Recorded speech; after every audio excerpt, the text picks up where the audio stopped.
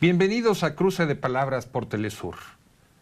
Desde una fría Ciudad de México los saluda Luis Hernández Navarro y nuestro invitado de lujo en el estudio, el amigo de este programa y de este canal, Ángel Guerra, periodista cubano-mexicano, que nos va a comentar sobre lo que está sucediendo alrededor de la aprobación de la nueva Constitución en Cuba. Ángel, muchas gracias por estar con nosotros. Muchas gracias a ti, Luis, y amigo tuyo hace muchos años, lo cual es un honor. Recíproco.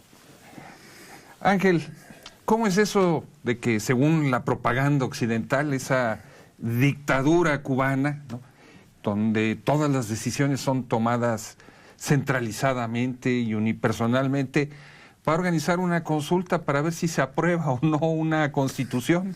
Sí, hay esa imagen creada por los grandes medios corporativos que controla Estados Unidos principalmente. Pero en la realidad es lo contrario. Ahora, este proceso en particular ha sido un ejercicio democrático verdaderamente único. Yo lo escribí y lo creo firmemente, y además me tocó ver la etapa final, hablar con la gente en la calle los días en que se iba a debatir en el Parlamento ya el proyecto con todas las modificaciones. Más de 700, ¿no? Sí. Más de 700 enmiendas. 760 enmiendas, un poquito más del 60% del texto constitucional. Bueno, prácticamente se reestructuró toda la Constitución.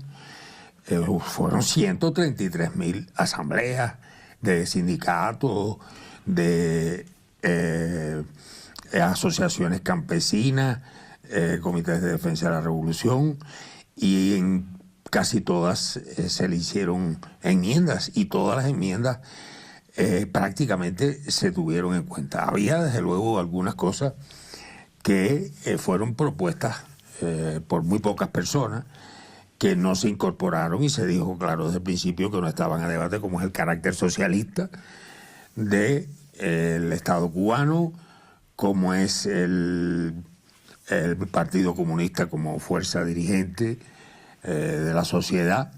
Pero todo lo demás estaba a discusión, y además era muy necesario. Ya teníamos una Constitución de más de medio siglo. De 1976. Sí, del 76. O sea, de otra época, otro mundo, ¿no? Y Cuba. ¿No? Estamos hablando de que en 1976 existía todavía el bloque soviético, la Unión Soviética. Eso condiciona mucho a aquella Constitución, y también el hecho de que una población cubana ahora mucho más diversa, en todo sentido, mucho más culta. Además de eso, una serie de cambios que ha habido en la estructura de la propiedad y en la calidad de la propiedad. Pero antes de entrar en materia de los contenidos específicos de esa Constitución, ¿por qué no nos detenemos un poco en el proceder? Entiendo que hay una comisión redactora, el Parlamento la discute, lo debate, y sale un documento, y ese documento va a consulta. Así es. Tú decías, no es una consulta individual, es una consulta de grupos colectivos. Sí, ¿no? Sí.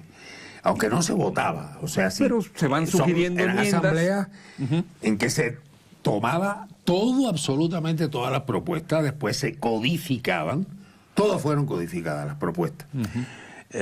Incluso hubo propuestas hechas por una persona que provocaron modificaciones por una persona. No es lo usual, pero hasta eso llegó a ocurrir. Y efectivamente, como tú decías, había una pequeña comisión informal creada, bueno, no informal, pero era una cosa partidista, acordada por el Buró Político, que estaba trabajando en eso, donde había también constitucionalistas, había expertos en derecho, y algunas personas de las organizaciones de masa. Pero ya se formalizó en la sesión de la Asamblea Nacional, que eligió a Díaz-Canel como presidente, también una comisión mucho más amplia que propuso Díaz-Canel, que propuso que presidiera Raúl Castro, en su condición de líder de la revolución actual y primer secretario del partido en la actualidad, y que estaba formada por representantes de todas las organizaciones de masa, de nuevo, por más abogados, más expertos. La Constitución terminó pasando por la criba de académicos de todas las especialidades. Cada vez que había una duda, por ejemplo, del marxismo-leninismo, eso se mandó a los académicos. Y los académicos plantearon que marxismo-leninismo traía el recuerdo del estalinismo. Pusieron lo de Martián. Entonces, exactamente. A propósito de Martí. Exacto. Y marxismo y leninismo, pero no marxismo-leninismo, por ese planteamiento que era correcto. Pero bueno, simplemente lo pongo como ejemplo de muchas dudas que tuvo la comisión y que fueron llevadas a los académicos, a los expertos en derecho. ¿Cuánto tiempo se estuvo debatiendo? Bueno, imagínate, desde el 13 de agosto, natalicio de Fidel, hasta el 15 de noviembre duraron las asambleas y toda la recolección de votos. Como es usual en Cuba, los dúos que presidieron las asambleas recibieron un seminario previamente para explicarle cómo era el trabajo que debían hacer, el respeto que debían tener por todo tipo de opiniones. O sea, allí se podía plantear cualquier cosa, proponer cualquier cosa, y todo el mundo tenía derecho a hablar. Y dices, quienes participaron en esa consulta fueron sindicatos. Sindicatos, organizaciones estudiantiles de enseñanza media, universitaria, comités de defensa de la revolución, o sea, vecinos, colonos, o sea, prácticamente a la Asociación Nacional de Agricultores Pequeños. O sea, estamos hablando de miles de gentes discutiendo millones. La Constitución. Sí, millones, porque imagínate, 133.000 asambleas. 133.000 asambleas. Sí, ¿cuántos debates habrá habido? ¿Cuántas personas habrán participado? Y además había un interés tremendo. ¿En dónde se legisla así, además de en Cuba? Pues así, en esos términos, yo no sé qué se elegirle. Hay una experiencia que ya tenemos y que ya se ha ido institucionalizando, que cada ley que tiene influencia sobre un sector de la sociedad se consulta por lo menos con ese sector. Yo recuerdo en particular que me llamó la atención la ley de museos. Bueno, pues la ley de museos se discutió con todo el personal de los museos, con todo el personal de patrimonio cultural. O sea, antes de que la ley fuera aprobada por el Parlamento, había tenido ese proceso. Y también un proceso en que representantes de esos colectivos habían intervenido en la elaboración del proyecto. Pero yo no recuerdo un ejercicio tan exhaustivo, tan democrático, que hasta última hora se le estuvieron haciendo modificaciones. Hubo unos debates muy intensos en la Asamblea, aunque todo se aprobó por unanimidad. Ya sabes que eso da lugar a que los medios enemigos, que son muchos. Pero estás hablando de un proceso donde el consenso se va construyendo a partir del debate. Igual que lo hacen los indígenas. O sea, se discute mucho, hay muchas voces. Y que además y al final haya minorías aplastadas por una mayoría que saca todos los votos, sino ir creando consenso. Exactamente. Ese es el estilo que Fidel instauró desde el principio de la revolución y es el que se ha ido incorporando a la institucionalidad. Y ahora no es un líder que tenga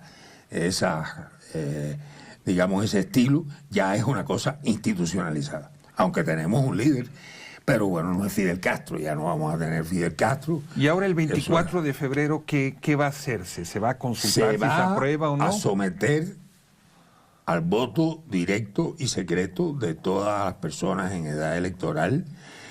La pregunta: ¿está usted de acuerdo con poner en vigor la Constitución de la República de Cuba? Y en este momento se está vendiendo el tabloide con el texto constitucional. Millones de copias. Sí, millones, y todo el mundo está leyendo y discutiendo. Es que, inclusive, yo llegué a Cuba y faltaban unos días para que el Parlamento aprobara este proyecto que ahora está... ¿Estás hablando de qué fecha? El 10 de diciembre. Y bueno, pues me di cuenta que estaba una efervescencia porque llegué al Ministerio de Cultura. El elemento de seguridad que estaba en la puerta me abordó, ¿qué tú crees de tal cosa? Después otra persona y así.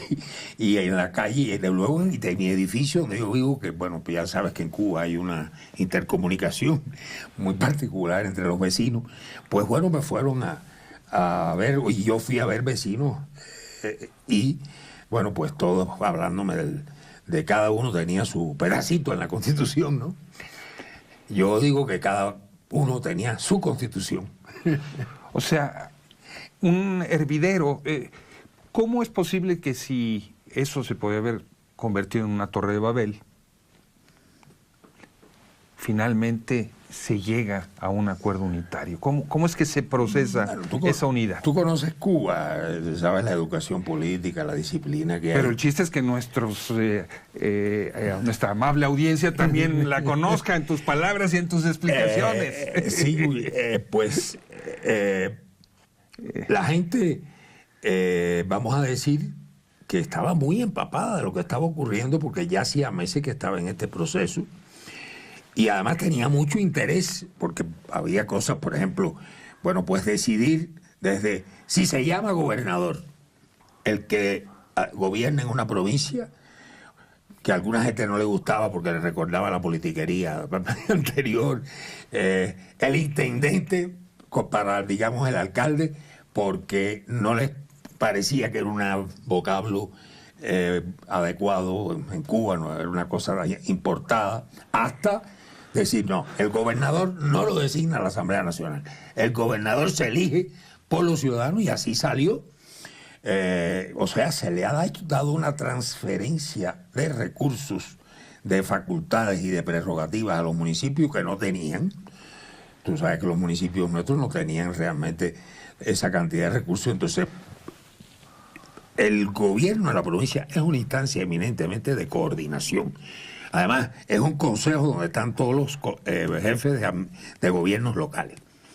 Y, por lo tanto, el gobernador realiza eminentemente funciones de coordinación y de enlace entre el gobierno central y los alcaldes. ¿Te parece, Ángel, si vamos a una pequeña pausa con esta explicación que sí, nos da? Claro. Ustedes, amigos, amigas, no se vayan. Volvemos en muy breves instantes.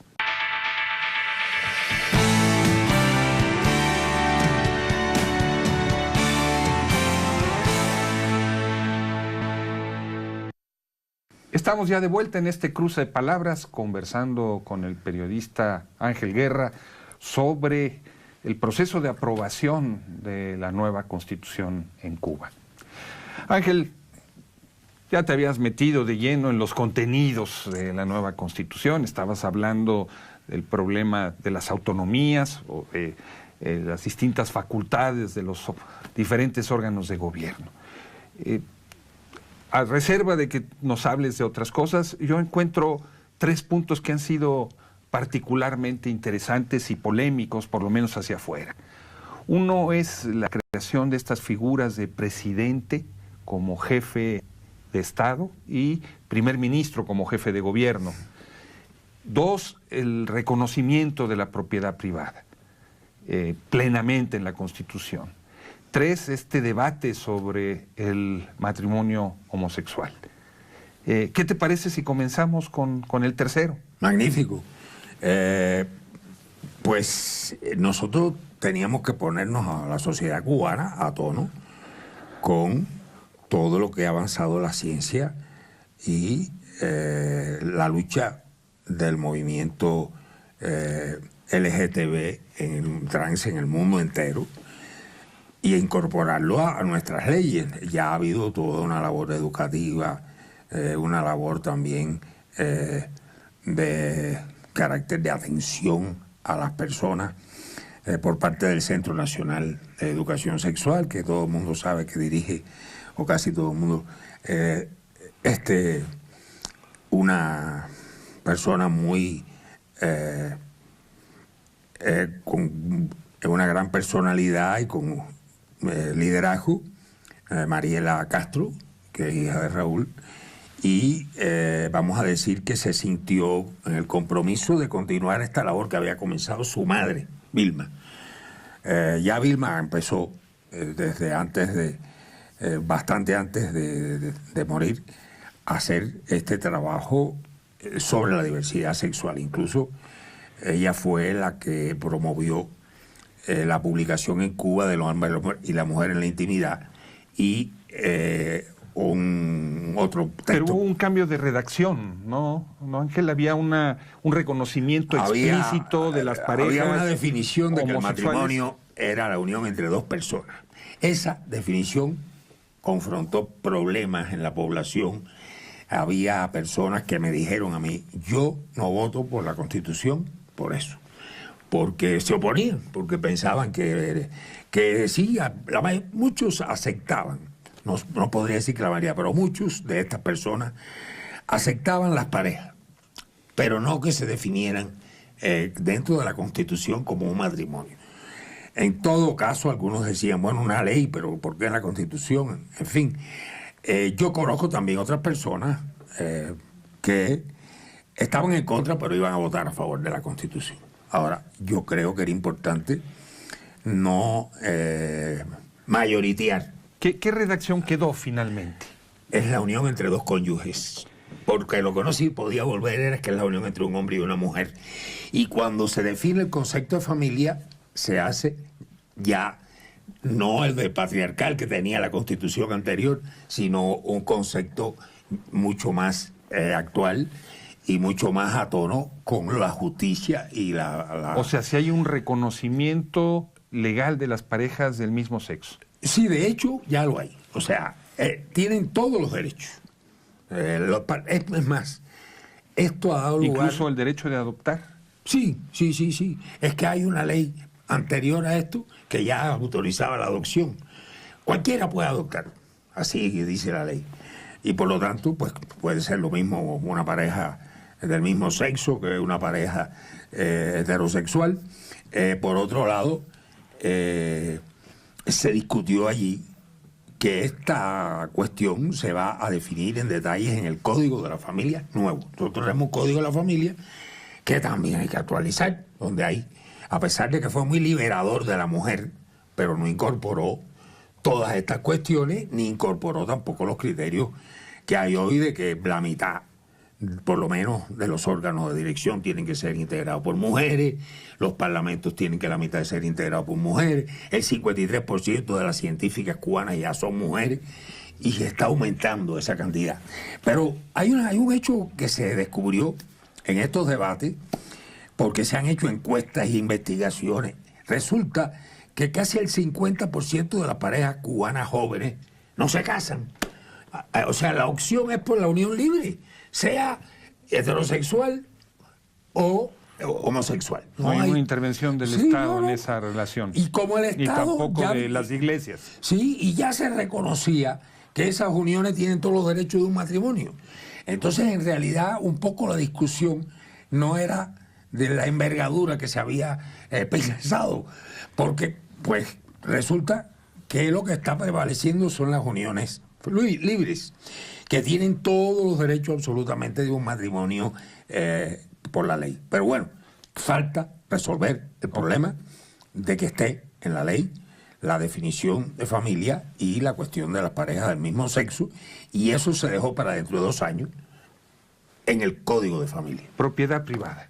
Esto, el derecho a la propiedad privada, bueno, no existía en la antigua Constitución. Nosotros solamente teníamos 100.000, al principio de la Revolución, agricultores pequeños, dueños de la tierra. Que eso sí, fue una cosa que la Revolución nunca atacó ni agredió, y se defendió cuando surgieron tendencias radicales por la colectivización. Siempre se dijo, y Fidel en eso insistió mucho, hay que respetarlo porque son nuestros aliados, porque son los que nos apoyaron en la guerra, porque además de eso fueron un sector de la población extremadamente explotado.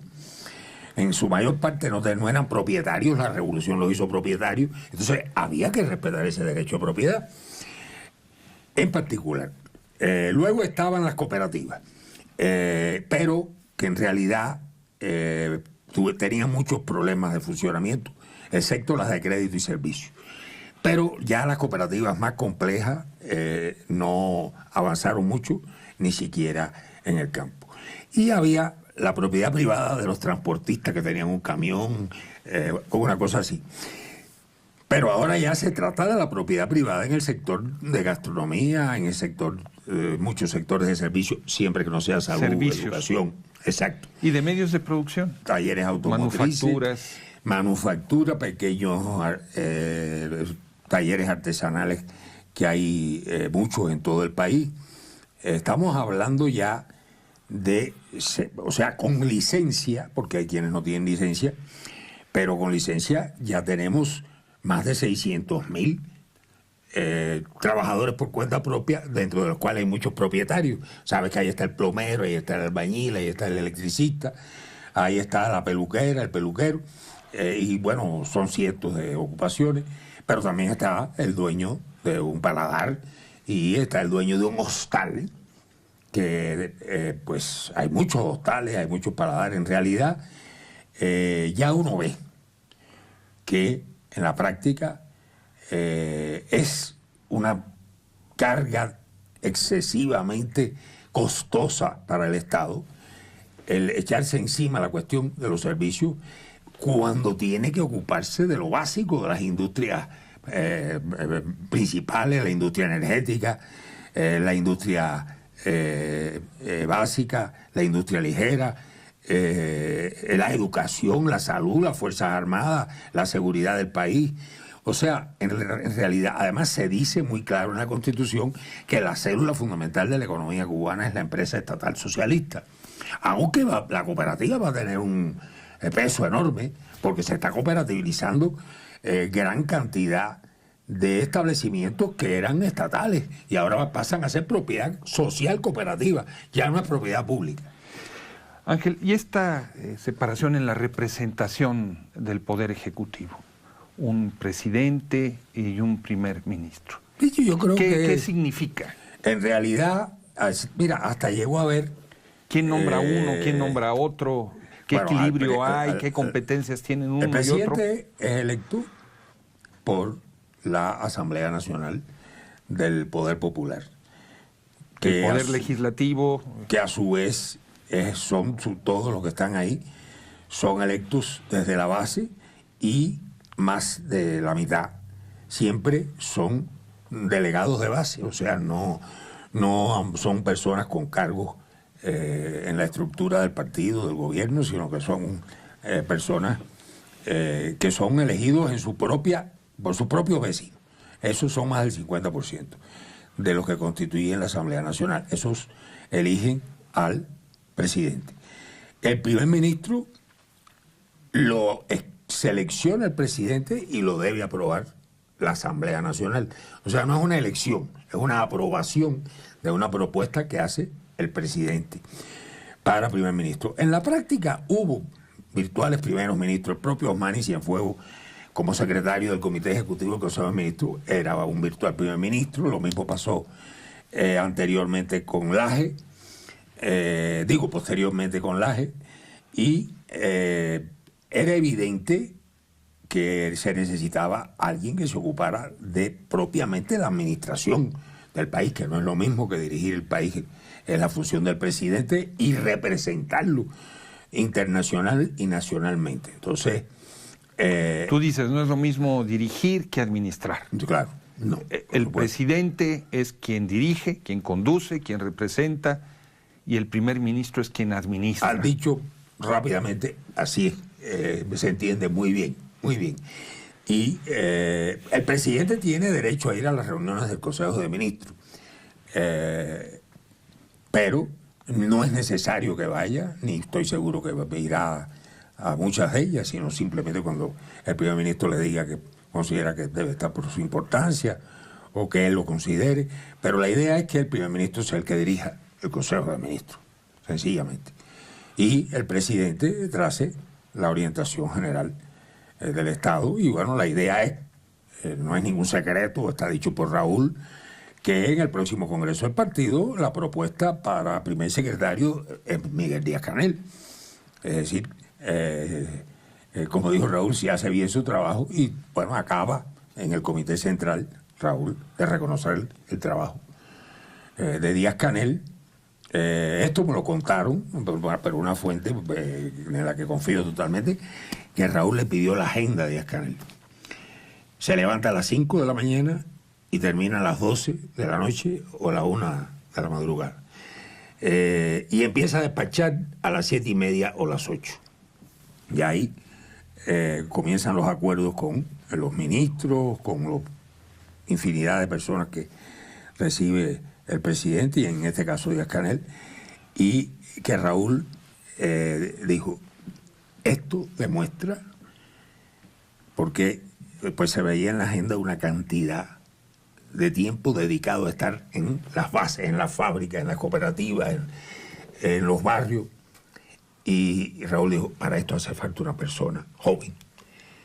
Por eso he insistido tanto que no pase de 2 mandatos y que no pase de 60 años el candidato, porque de lo contrario no va a poder llevar a cabo un tren de actividad como este, que necesitamos tanto. Y te digo que lo que una constitución, ya estamos con el tiempo encima, pero lo resumiríamos, una constitución que busca poner a Cuba en el tiempo del mundo, pero también de los cambios que se han vivido dentro de Cuba. Esa es la esencia, exactamente. Ángel, muchísimas gracias por estar con nosotros. Amigos, amigas, muchas gracias por su amable asistencia. Y ya saben, los esperamos la próxima semana aquí por Cruce de Palabras por Telesur. No se lo pierdan.